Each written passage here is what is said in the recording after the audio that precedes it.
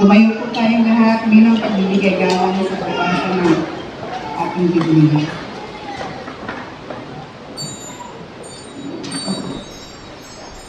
Makibuklat po kayo sa akin sa aklat ng Awit chapter 96 verse 1 to 8. Ito po ang sinasabi. Purihin natin si Yahweh. Awitan ng bagong awit. Purihin natin si Yahweh, lahat ng nasa daigdig. Awitan natin si Yahweh, ngalan niya ay sambahin.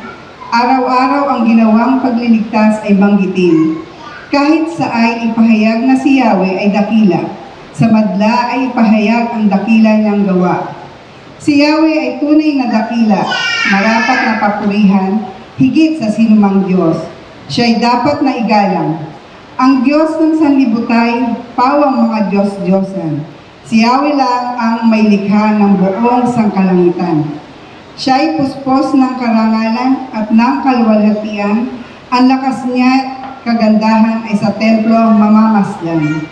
O si Yahweh ay purihin ng lahat sa daigdigan.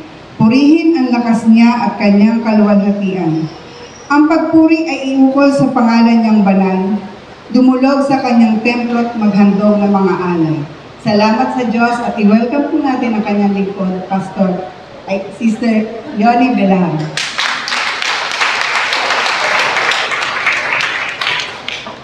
Pwede po bang ibigay natin sa Panginoon na rapat na pasasalamat? Panginoon natin.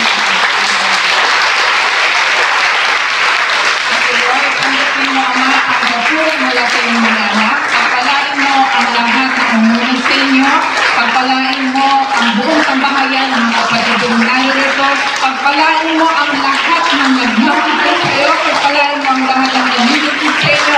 Pagpalain mo ang lahat ng kumikilala sa pangalan ng Kristo. And Lord, this is our prayer and our offering of thanks in Jesus' name and always say, Amen. Ari na po tayo makaupo. Since na excited na po ang bawat isa sa linggo, ang topic po natin ngayon is offering. So, the significance of offering. The importance of offering. Bakit nga ba nag-o-offering?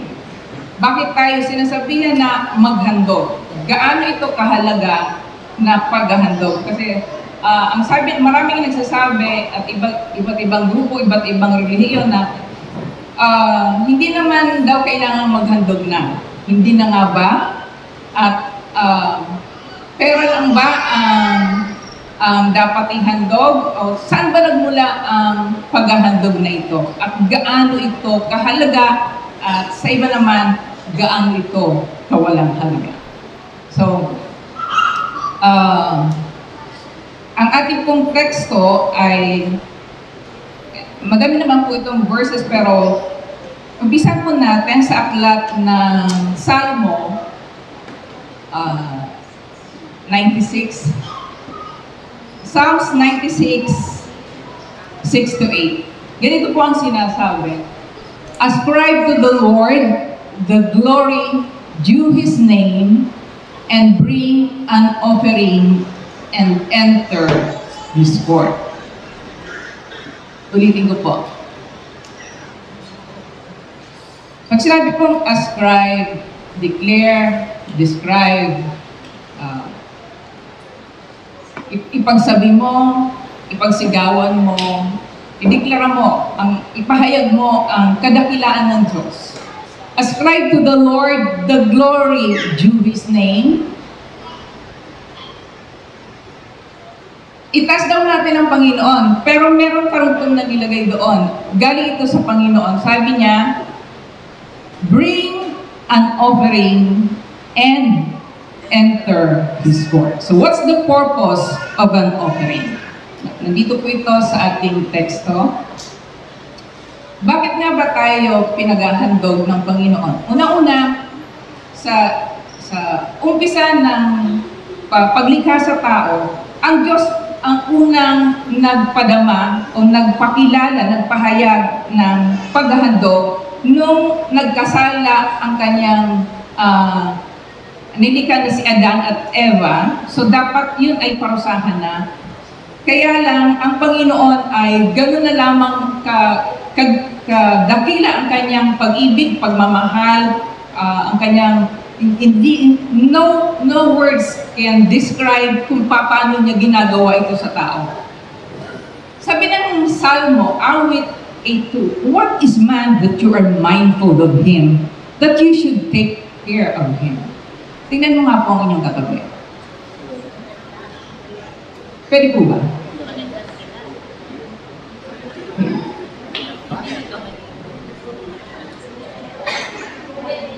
Sino nga ba yung katabi mo? Sino ba ako? Sino ba sila? Sino ba itong mga masasamang tao? Sino ba itong mga wala naman dito sa lugar na ito? Sino ba ang lahat ng tao o Diyos, ang sabi ni David? Sino ba kami para alalahanin mo ng ganito? Ikaw na may kapangyarihan sa ikaw na lumikha ng lahat ng bagay, ikaw na may-ari ng lahat ng bagay, and kami tao na mahina. Tingnan niyo yung upuan niyo. Kapain niyo nga.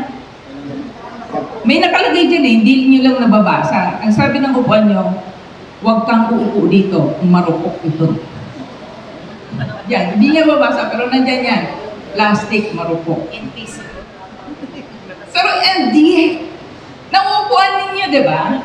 Nabibigyan tayo ng comfort. Alisin kaya natin mga upuan na yan. At sumamba tayo ng mga nakatayo. Sa iba namang grupo mga nakasalampak naman. Wala namang silya. Pero kahit marupok yan, pinakikinabangan mo yan. Amen.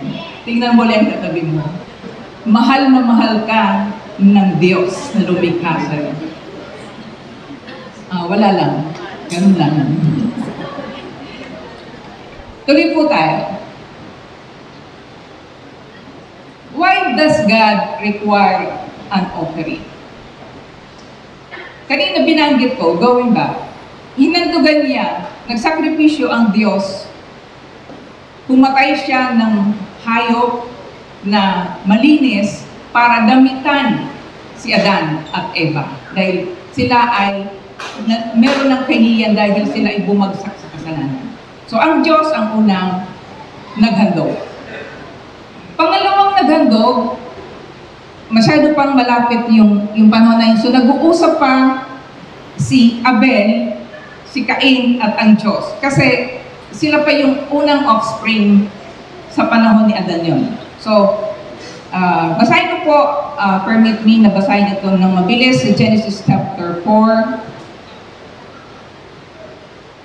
Pero mas maganda po sa Hebrews ko na lang basahin kasi may summary na doon. Hebrews chapter 4, pwede po bang sundan ninyo ako? 11:4 rather. Sabi ng Hebrews 11:4, dahil sa pananalig sa Diyos, si Abel ay naghandog ng mas mabuting hain kaysa inihandog ni Cain. Dahil doon, si Abel ay kinilalang matuwid nang tanggapin ng Diyos ang kanyang handog.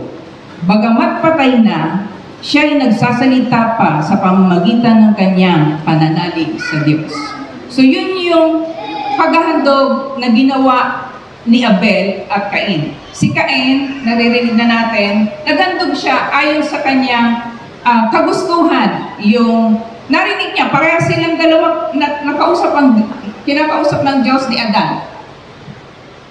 Naghandog si Abel ng mas mainam, sabi ng Hebrews 11 and Genesis 4:4, ayon sa inutos ng Diyos na maghandog ka ng pinakamainam na nahandog sa Diyos, doon sa hayop na merong dugo. At yung pinakamalinis, walang bati. So, si Abel naghandog in a proper sacrifice or offering to the Lord. Are you following? Si Abel, naghandog din. Pero it's not the requirement na pinag-uusapan nila. Pero si Abel, naghandog ayon.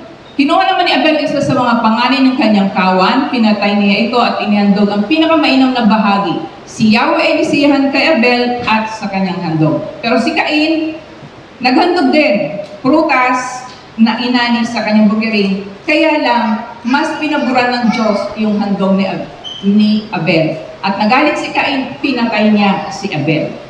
So sabi ng Hebrews 11, although pinatay, nagandog si Abel, tinanggap ng Diyos, God was pleased with Abel, and yet, itong si Abel ay napatay. Pero sabi ng Hebrews 11, hanggang ngayon, pinag-uusapan natin ang kanyang handog. Okay. Iyon ang dahilan kung bakit ang Diyos ay nag-uutos sa atin ng magandog. Kasi nasisihan ang Diyos pag may naghahandog sa Kanya. Muli po nating tanawin si Noah. Ganito po ang ginawang katuwiran ni Noah sa kanyang paghahandog. Hindi po inutusan ng Diyos si Noah na maghandog. Noong ang tao ay sobrang sama na, nagpa siya ang Diyos na lipulin ang buong sangkatauhan sa pamagitan ng baha.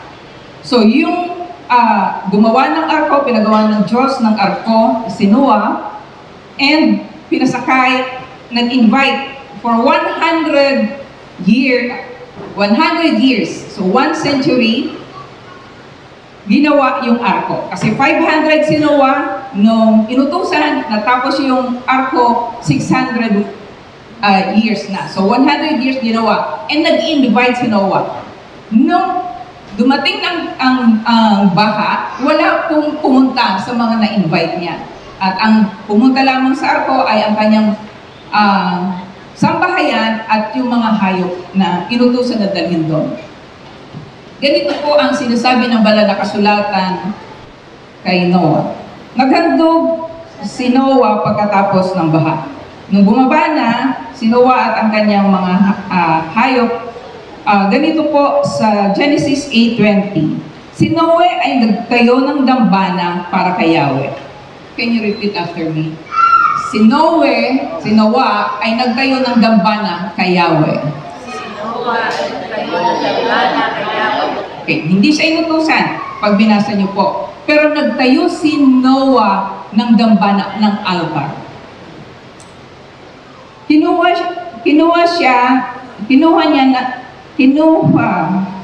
Kumuha siya na isa sa bawat hayop at ibong malinis at sinunog bilang handog. Nang masamyo ni Yahweh ang halimuyak nito, sinabi niya sa sarili, hindi ko na susumpain ang lupa dahil sa gawa ng tao. Alam kong masama ang kanyang isipan mula sa kanyang kabataan. Ngunit hindi ko na lilipulin uli ang anumang may buhay hanggat naririto buo ang daigdig, tagtanim, tag-ani, palaging sasapi, tag-araw, tag-ulan, taglamig, tag-ang araw at gabi ay hindi mapapatid. Chapter 9, nakipagtipan ang Diyos kay Noe dahil sa paghahandog na ito. I will skip po verse 1. Sabi, si Noe at ang kanyang mga anak ay pinagpala ng Diyos. Magkakaroon kayo ng maraming anak at kakalatan ninyo ang buong daigdig. Skip ko po, punta ako sa verse 8. At sinabi ng Diyos kay Noah at sa kanyang mga anak, ako'y makikipagtipan sa inyo ngayon, pati na sa iyong magiging anak. Gayon din sa lahat, ang mga bagay na may buhay sa paligid ninyo, mga ibon, mga amot, mailap, na hayop kasama ninyo sa daong. Ito ang masasabi ko sa aking pakikipagtipan sa inyo. Kailanmay hindi ko nalilipunin sa pamamagitan ng baha ang lahat ng may buhay. Wala ng baha nagugunaw sa daigdig. At sinabi ng Diyos, verse 12, ito ang magiging palatandaan ng walang hanggang tipan na ginagawa ko sa inyo at sa lahat ng hayop. Palilitawin ko sa mga ulap ang aking bahaghari at yan ang magiging tanda ng aking pakikipagtipan sa inyo. Tuwing magkakaroon ng ulap at lilitaw ang bahaghari, aalalahanin ko ang aking pangako sa inyo at sa lahat ng hayop. Hindi ko nalilipulin sa baha ang lahat ng may buhay. Tuwing lilitaw ang bahaghari, magugunit ako ang walang hanggang tipan na ginawa ko sa inyo at sa lahat ng may buhay sa balat ng lupa. Naghandog si Noah, nakipagtipan ng Diyos. For God is a God of restoration. Ang offering, ang handog, whatever it is, sacrificial offering, napakahalaga niyan sa Panginoon. Maaring sa naghahandog, walang dating yan, nababawasan ka pa. Para sa'yo na, ihandog mo ka. But that is the commandment of the Lord. Pag naghandog ang tao sa Diyos, it means nakikipagtipan din ang Diyos sa'yo. Ang pangako, ang kahalagahan ng naghahandog ang tao sa Diyos, inilalapit mo ang puso mo sa Diyos.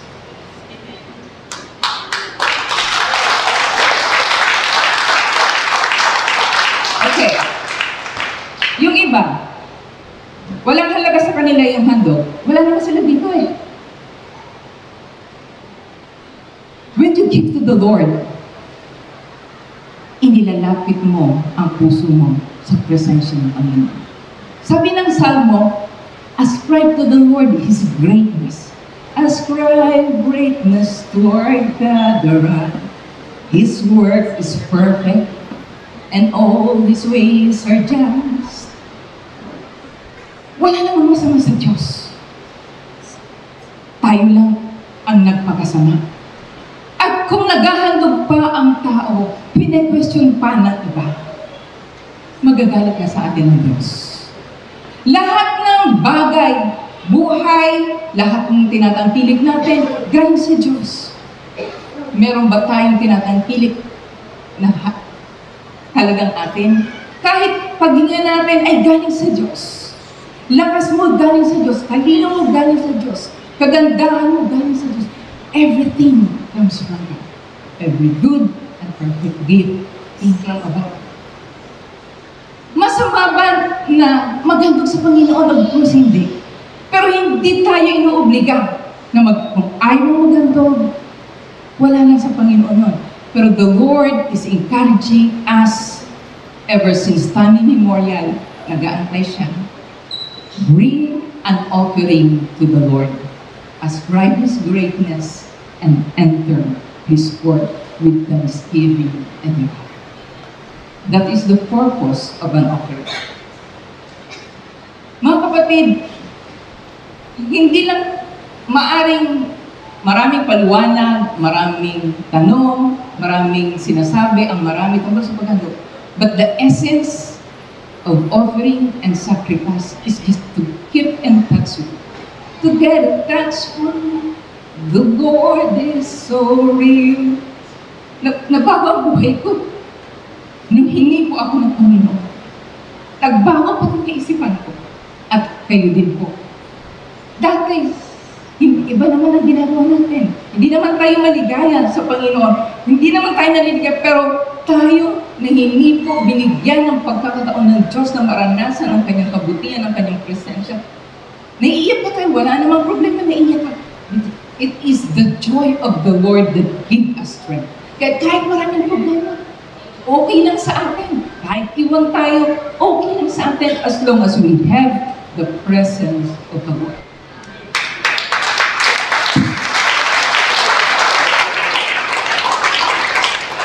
The purpose of an offering is to restore man the broken relationship of man to God. Kaya, pag masama ang tao, lahat naman ng tao masama.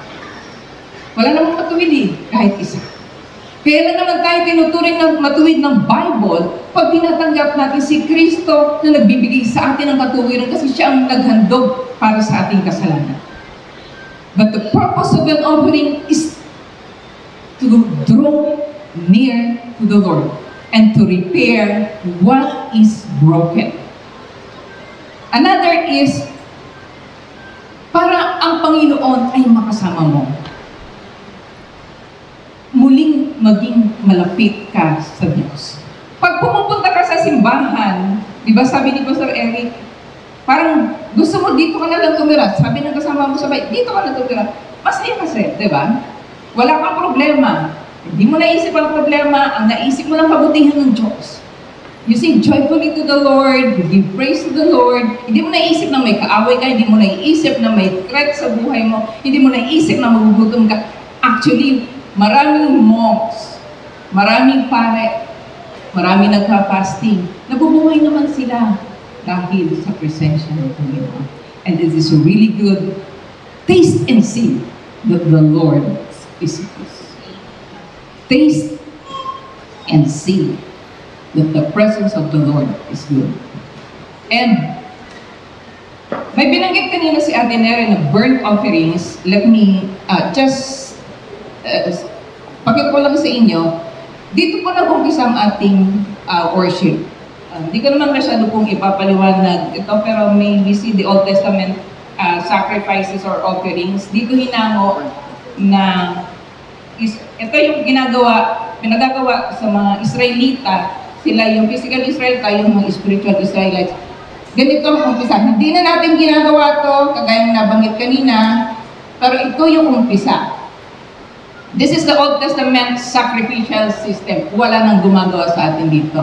Pero sa Israel, ginagawa ko rin ito. Burnt offerings, atonement of sin, and an expression of devotion to God. Ang ino-offer nila, sheep, goat, wool, dove, pigeon. Pag mahirap ka, pwede naman pigeon, diba? So, hindi ka i-require na mag-offer ng wala ka. Grain offerings, a voluntary expression of devotion to God for His goodness and provision. Pwedeng tinapay, pwedeng ani. Peace offering, thanksgiving or free will offerings between two parties to share a meal together for fellowship of peace. Sin offering, offering atonement for unintentional sins of or ritual impurity. Ito yung ginawa na sakripisyo ni Kristo. And trespass or guilt offering, reparation for one sin in payment of debt. So, pwedeng pera, pwedeng silver, pwedeng gold. Kaya, itong mga offering na ito, o sacrificial offering na ito yung ginagawa ng Israelita na tinatawag na bayan ng Diyos. And, sabi ko kanina, hindi na ito ginagawa natin ngayon. Ano ngayon ang ginagawa natin? Ang New Testament offerings ay sin offering and thanksgiving sa dulo po. Offering. Yung sin offering po, hindi na natin ito ginagawa to kasi si Kristo na po ang nagbigay ng kanyang buhay, ng kanyang sarili sa krus ng Kalbaryo. So siya na po ang nagbigay ng atonement. Sabi ng Romans 3:24 and 25, ibinigay na ni Kristo ang kanyang sarili para sa ikapagpapatawad ng ating kasalanan at upang tayo maging matuwid sa harap ng Diyos. So etong sin offerings na to, hindi na natin ipinapako ang ating sarili sa krus kasi may gumawa na nito. Si Kristo na nagbigay ng katuwiran sa atin. Ang ginagawa natin ngayon is thanksgiving offering as an act of worship. Okay. Ang service natin, mayroong tinatawag na praise and worship, mabilis. Pag tinatawag natin na praise, worship, pag tinatawag natin na mabagal. Parehas lang po yun. Yung offering po, yun yung may monetary or may mga donation, pwede kayo magbigay ng at tumatanggap po kami ng mga saging na first fruit, tumatanggap ng mga ani. Kung meron kayo, tumatanggap pa rin po dito as a thanksgiving or an act of worship. Yung preaching of the word is part of worship. Yung paglilingkod ng mga worship team, pagtugtog nila, yung pagmimisyon, ang inyong paggawa ng mabuti. Hello? Hindi kayo tumutugtog, hindi kayo nagsasayaw, hindi kayo nagmimisyon. What about the people? Yung inyong pong pagkakawang gawa, pagsuporta sa gawain ng Panginoon, paggawa ng mabuti, that is an act of worship, devotion, expression of our devotion to the Lord. Ngayon po, may binabanggit ang Malakay, bago tayo magpatuloy sa New Testament, may binabanggit ang Malakay about tithe and offering. So sabi ng iba, yung tithe, which is 10%, is sa Israelita pinapagawa. Tama naman po yun. Pero po, yung pong utos sa atin, binanggit sa 2 Corinthians 9, 6 to 15, ang sabi ng Panginoon, pwede po bang basahin natin? 2 Corinthians. Ito ang ibig kong sabihin. Ang nagtatanim ng kakaunti ay aani ng kakaunti at ang nagtatanim ng marami ay aani ng marami. Ang bawat isa ay dapat magbigay ayon sa kanyang pasya. Maluwag sa loob at hindi napipilitan lamang sapagkat iniibig ng Diyos ang nagbibigay ng may kagalakan. Sa English verse 8, magagawa ng Diyos na pasaganain kayo sa lahat ng bagay at higit pa sa inyong pangangailangan upang sumagana kayo para sa mabubuting gawa. Tulad ng nasusulat, siya ay masaganang nagbibigay sa mga dukha, ang kanyang kabutihan ay walang hanggan. Ang Diyos na nagbigay ng binhi, itatanim at tinapay na makakain ang siya rin nagbibigay sa inyo ng binhi at magpapalago neto upang magbunga ng sagana ang inyong kabutihang loob. Pasasaganain niya kayo sa lahat ng bagay upang mas marami ang inyong matulungan. Sa gayon, lalong darami ang magpapasalamat sa Diyos dahil sa inyong tulong na dadalhin namin sa kanila.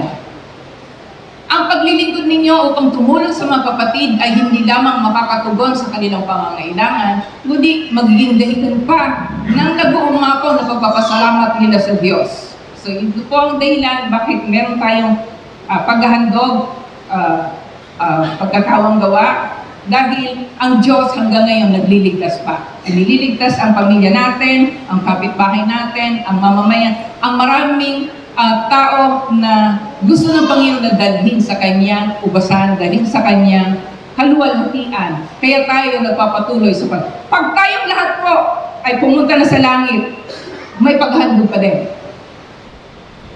Hello? Because God is a God na dapat sambahin.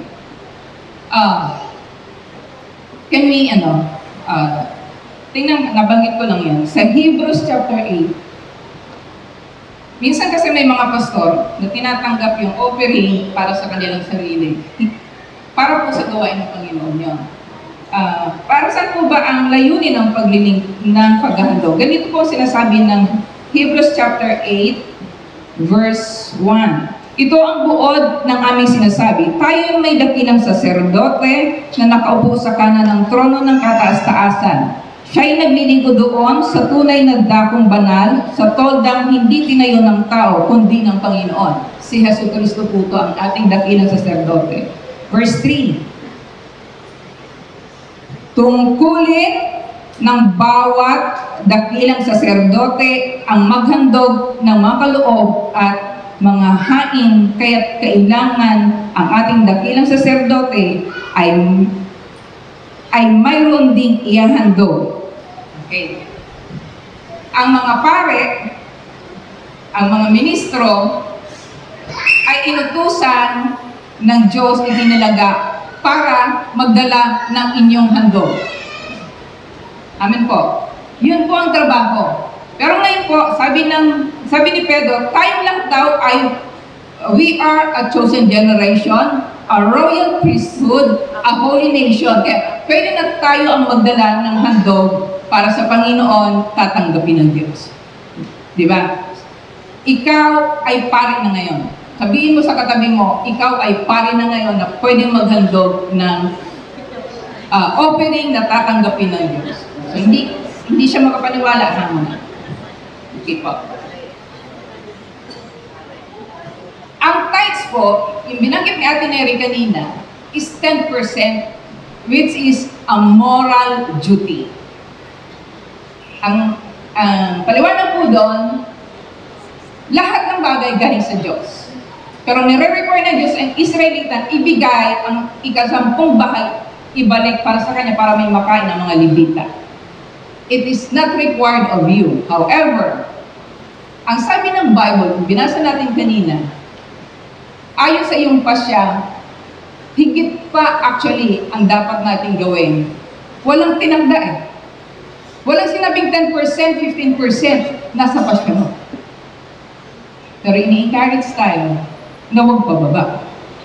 Sana pataas. Pataas na pataas, pataas, pataas. Hindi pababa ng Panginoon. Diba? That is the encouragement of Malachi.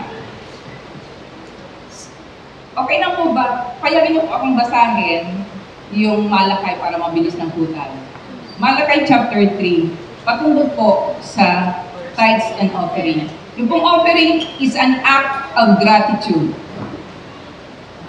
Bilang ganti sa mga pagpapala, pinagaling ka ng Panginoon, sabi ni Ate Neri kanina, siya ay ginaid para marami naman po dito sa atin nakaranas ng napakadaming pagpapagaling ng Diyos, financial provision, hindi mo naman alam kung saan kukuha, nagkasakit ka, kailangan mo operahan, wala ka namang ibang hawak, wala ka namang ibang tirahan, and yet, nandyan ka. Ikaw ay pinagpapala, hindi ka naman namatay dahil sa gutom. Wala kang trabaho, nag-provide ng Diyos ng mga taong magbibigay sa iyo ng trabaho. Ingin po ba? Nag-provide ng Diyos ng kumpanyang magsusuporta sa iyo, ng pamilyang magsusuporta sa iyo. Tinanggap mo ang mga bagay na yun na hindi mo pinagpagulang kahit tambay ka. Tumatanggap ka, kumakain ka. Merong parte ang gawain ng Diyos para sa bagay na yan. Dapat na dumadalo ka eh. Yung mga tambay dyan, ang problema, kung sino pa yung tambay, siya pa ang wala dito. Dapat, yung mga walang ginagawa, yun ang nasa gawain ng Panginoon. Tayo mga basic, tayo pa ang nasa gawain ng Panginoon. Hello! Ganun talaga buhay eh. Amen! Bakit? Useful ang pagkatulood. Ang Diyos mismo ang nangungusap sa iyo at nagbibigay ng lakas. That is the purpose of our offering. Binibigay mo sa Diyos eh. Hindi naman namin alam yan eh. Ikaw ang nakakaalam kung binibigay mo o hindi. The Lord sees you. Nakikita ka ng Diyos, alam ng Diyos kung ang iniisip mo, alam ng Diyos kung paano mo pinaparte. Nakikita ng Diyos ang layunin mo. What matters most is your heart attitude. Yung laman ng puso mo, naghahandog ka ba because you really love the Lord? Dapat hindi daw napipilitan. Dapat cheerful, dapat masaya. Amen. Kasi para ang Panginoon din ay masiyahan na tanggapin ang ating handog. You can give without loving, you can love without giving. It's your sisters. You can. Hindi. Dahil hindi yung tinapos, paliwanag ko lang. Yung umpisa, pwede ka daw magbigay ng hindi nagmamahal. Pero yung pangalawa, mabigat. But it is an encouragement. Pwedeng nagmamahal na hindi nagbibigay. Pwede kang magbigay ng hindi nagmamahal, pero hindi ka daw pwedeng magsabing, I love you, Lord. I love you, Lord. I love you, Lord. I really love you, Lord. I really love you, Lord. Lord, Lord, Lord, Lord, Lord. Lord! Lord! Lord! Eh, kahit isang sentiment, hindi ka nagbibigay. Shame. Pero pinagpapala ka. Pinagagaling ka. Binabantayan ka. Mariripe ka na, iniligtas ka pa. Kasi hindi ka magbibigay. Wala ka namang trabaho, kumakain ka. Tapos hindi mo lang naisip magkaloob para sa Panginoon. Who do you think you are? You can give without Nothing you can. Love without giving. Tama na.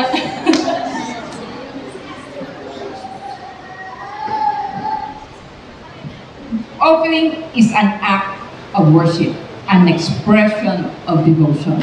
Sana naman, kahit magaganda ang boses ng nagpapaawit at magagaling ang tumutugtog, pag nasa congregation, pwede po bang ilabas mo naman? Kasi sayang naman na binibili natin na laptop at mga ganitong kagagandang mga, tawag dyan, projector ba? LCD? Eh, tatagalin natin ng LCD kung hindi kayo makanta.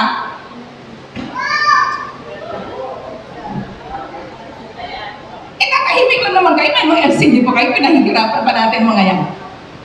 Hello? Eh, nananalangin naman ako, ate yo. Ang nananalangin, nagsasalita. Communication. Pag nananalangin ka ng ganito,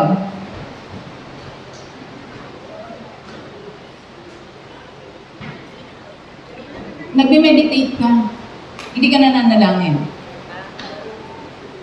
Pag sabi umawit, ang umaawit, aba yung kanina, walang hanggang pupurihin, walang hanggang sasambahin.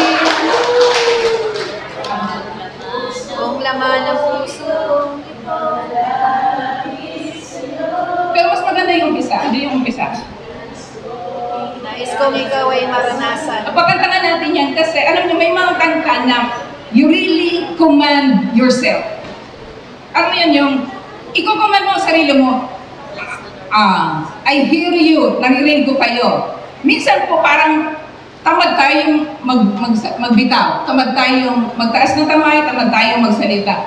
Kasi minsan may mga sorry ha, worship team. Merong mga pinapakanta rin na parang hindi mo feel kantahin. Yes. Sorry doon na. Pero wala naman dating. Yung heart ng composer, Ate Arlene, sa mga nagko-compose, alam mo bang lumalapat yun? Kaya ang gagaling ng mga hinahangaan na singer eh. Mga BTS ba yun? BTS? Dapat silang sumasamba sa Panginoon. BTS ba tama? Alam niyo ba ang sumasamba sa BTS? Kung sino pang singer yun? 75,000? Meron bang ganon na nakikinig? Mas marami pa doon? Kasi ang galing nila, pero dapat yung bigay natin sa Panginoon eh. Dapat yung pag-awit na yon, yung pagkilala, dapat para kay Lord kasi ang kalwalhatian ng Panginoon, kailangan hindi kayang panahon, walang katulad ng ating Diyos. Pag may pag-awit, alam niyo po, lagi kong nararanasan ko, pag napakabigat ng problema na minsan hindi mo pwedeng sabihin sa kapwa mo, idaan mo naman sa kanta. O kaya yung iba, dinadansa, pag bigo, di ko kayang tanggapin. Ay, bigo eh. Pero ang hindi bigo, anong bang kanta ng hindi bigo? Ano ba yung Tagalog na, mahal kita? Mahal kita. Tagalog ba? Goodness of God. Goodness of God. Mahal kita, walang hanggan. Goodness of God. I love you, Lord. Oh, your mercy never fails me. All my days. All my days, I've been held in your hand. From the moment that I wake up until I lay my head, I will sing of the goodness of God. Nakakatawa kayo, hindi ko na kayo inuutosan na pumalakpak. Ang ganda kasi no, lalo pag may problema ka, para bang ang lahat ay kalaban mo, ang lahat ay ayaw sa'yo, wala ka namang ginagawa, ayaw talaga sa'yo, ano magagawa mo doon? Eh, mahirap ang buhay, ikanta mo na lang. I love you, Lord, for your mercy never fails me. All my days, I will held in your hand. From the moment that I wake up until I lay my head, I will sing of the goodness of God. Alam niyo, nagpa-lockdown ako 2020 COVID sa Cebu. Mag-isa ako doon sa Bisaya. Tawag sa akin ng Tagalog, sa Tagalog. Alam mo, sa gitna ng kapulungan, bawal eh. Alam niyo, buti na lang, bago ako umalis, Emon, Marky, download mo ako ng praise and worship. Marami. Alam mo yung gano'n ang ginagawa ko eh. Ang hirap ko kasi. Sa umaga, bago sumikat ang araw, bago magliwanag, kasi kumukuha ako ng apartment doon, tirahan. Alam niyo, kahit may tira na para mura, medyo maraming Islam area. Ang hirap, pag sanay ka nang sumamba sa Panginoon, ang hirap po sumamba sa loob ng kwarto. Huwag kayong sasamba sa loob ng kwarto. Alam mo, lumalabas pa ako doon sa bintana, kailangan ko sumilip makakita ng anino ng dahon ng puno. Para maramdaman ko ang presensya ng Panginoon. At kahit may problema ka, masarap po nang na-meet ang presensya ng Panginoon. Mabubuhay po tayo, isusurvive natin ang lahat. Kasi kasama natin ang Diyos. Sasamahan ka ng Panginoon. Magkagala ka ng Panginoon. Because you really love the Lord at ikaw ay malapit sa Kanya. So huwag mong kalilimutan. You cannot enter the temple of the court without anything. Kahit piso. Alam mo, may awit. Ang ganda ng awit nung bago ako eh. Nakakilala talaga ako dahil sa ganitong gawain na bago ang buhay ko, mas masama ako kaysa sa inyo. Pero andito ako ngayon sa inyong harapan. And for more than 30 years, I've survived because I really love the Lord. Sabi ni Pastor Bimain, kung ikaw na lang, sabi ni Pastor Bimain, kung ako na lang ang matira sa ilalim ng punong mangga, hindi pa rin ako aalis sa presensya ng Panginoon. Kasi naranasan namin ang kabutihan ng Diyos. Hope na maranasan niyo po ang presensya ng Panginoon. Nakalimutan ko na yung Malakay, huwag na natin basahin. Pero sabi ng Malakay, I, the Lord, do not change. I, the Lord, do not change. Ako ang iyong Diyos na nakilala mo, hindi ako nagbabago. Nagbabago ka, pero ang Diyos na nangako sa iyo ay hindi kailanman. I, the Lord, do not change. Remember that. Malakay is encouraging us to trust the Lord and make an offering. Ang Glorious Covenant ay nakasanayan ito kasi alam namin na let's say, yung mga Belaro, salamat sa Panginoon sa pagpapagamit ng kanilang ari-arian, sa gawain ng Panginoon, and may the Lord bless them eternally. Salamat sa magulang nila, kila Pastor Bimin, na ginamit ng Panginoon at nagpakilala ng paghahandog na ito. Alam niyo po, napakasarap po na matutunan yung mga bagay na talagang kaibig-ibig. Yung dapat matutunan natin. Alam mo, mabubuo yung buhay mo dahil sa mga ganong mga prinsipyo. Ako naging tao talaga ako dahil sa mga prinsipyo. May marami, hindi naman lahat ng tao is negative ang dating. Pero maraming mga lingkod ng Diyos, mga tao, kahit hindi lingkod ng mga mabubuting tao na mapupulutan mo ng aral and you will survive. Yung buhay na ito, isusurvive mo ang lahat kasi sa Panginoon, kailanman ay hindi ka pagtutulan. Kahit masamang tao gagamitin para pakainin ka ng Diyos dahil nagtatapat ka, ginagawa mo lang. So what kung hindi ka umabot? Ang Diyos ang magpupuno sa iyo kasi si Kristo ang nagpuno noon para sa atin. Hindi natin kayang iligtas ang ating sarili, pagkawalin ang ating sarili, ginawa ng Diyos, ipinadala ang kanyang bugtunan. Ganyan lang ang pag-ibig ng Diyos sa libutan. Ibinigay niya, ang Diyos ang nag-offer, ibinigay niya ang kanyang bugtong na anak.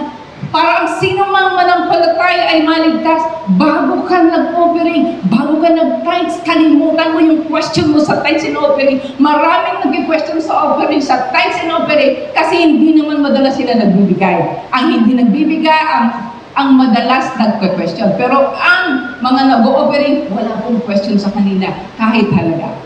Kasi an offering is an act of worship, an expression of gratitude, heart attitude. Puso po ang tinitingnan ng Diyos. Si Saul, naghandog, pinili niya, hindi kinalugdan ng Diyos. Nireject siya as king. Itinaas na siya. Pero si David, gumawa na ng lahat ng masama. Pero ang sabi ng Panginoon, ibibigay ko sa iyo ang paghahari na walang hanggan. Sa kanya dumaan ang lahi ni Jesucristo. And David was acknowledged as a man after God's own heart. Ang taong pinakamalapit sa puso ng Diyos. Mas masama ang nagawa ni David kaysa sa atin. Pero bakit napakalapit ni David sa puso ng Diyos? David is a worshiper. David is a shepherd. David loved the Lord. Siya halos gumawa ng Book of Psalms. Gusto niyo pong ma-refresh, ma-recharge, try offering, thanksgiving, praise and worship, and the Lord will love you back. Kaya ba? Muli po nating awitin yung worship kanina. Yung worship na ito, ikaw ang nagpapahayag ng pag-awit na yun sa Panginoon. Parang i-describe mo sa Lord yung buong pagkatao, yung gusto mo mangyari. I-desire po natin na maging malapit lagi sa Panginoon. I-desire po natin na makapaghandog. Marami pong thank you sa lahat ng ginagamit ng Panginoon, lalo na sa mga financial na bagay. Pero kahit piso, na i-contribute mo dito, pag naisama po yan sa kapulungan na pondo, pwedeng isang masamang taong kagaya ko ang maligtas. Pwedeng mas marami pang maligtas dahil sa offering mo. Enter the temple of the Lord with thanksgiving in your heart and bring an offering.